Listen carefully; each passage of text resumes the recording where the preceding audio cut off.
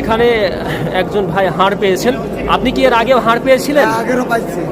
রহস্য উন্মোচনে আয়নাঘর সন্দেহে সেই বেসমেন্ট থেকে পানি সরানোর পর সত্যিকার অর্থেই কি পাওয়া গেল সেখানে, যা দেখলে যেন আপনিও অবাক হবেন। তাই না টেনে সম্পূর্ণ ভিডিওটি দেখে আমাদের সঙ্গেই থাকুন।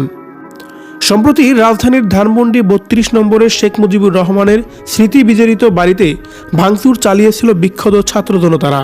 আর এই ঘটনার পরেই সন্ধান মেলে পাশের একটি ভবনের নিচে দীর্ঘ আরও কয়েকতলা ফ্লোরের। অনেকেই এই আন্ডারগ্রাউন্ডে আয়নাঘর আছে বলে সন্দেহ পোষণ করেছেন। রবিবার ৯ ফেব্রুয়ারি ধানমন্ডির ৩২ নম্বর ভবনের পাশে নির্মাণাধীন একটি ভবনের নিচ থেকে এই পানি তোলার কাজ করে ফায়ার সার্ভিস। বেলা প্রায় দুপুর পর্যন্ত পানি তুলেছে যারা। পানি সেচার পর মোহাম্মদপুর ফায়ার স্টেশনের স্টেশন অফিসার মিজানুর রহমান বলেছেন, নিচে যে পানি জমা ছিল সেই পানিটাই শুধু আমরা সরিয়ে দিয়েছি, অন্য কিছু সেখানে আমরা দেখতে পারি নাই। এই পানিটা এখানে এলো কিভাবে, এমন প্রশ্নের জবাবে তারা বলেন, বেসমেন্ট 1 এবং বেসমেন্ট 2তে পানিটা মূলত বৃষ্টির পানি হতে পারে, সেই পানিটাই আমরা সরিয়ে দিছি।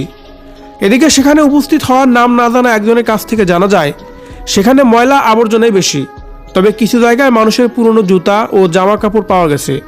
তাদের মতে এখানে আয়নাঘর থাকলেও থাকতে পারে।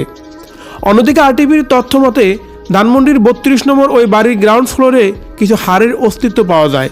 আর এমন একটি ভিডিও আরটিভি তার ফেসবুক পেজে দিয়েছিলেন, আর যা দেখে মানুষের মনের ভিতরে অনেক বেশি আতঙ্ক হয়ে পড়ে এবং কি তারা ভাবতে থাকে, সত্যি কি এখানে আয়নাঘর ছিল?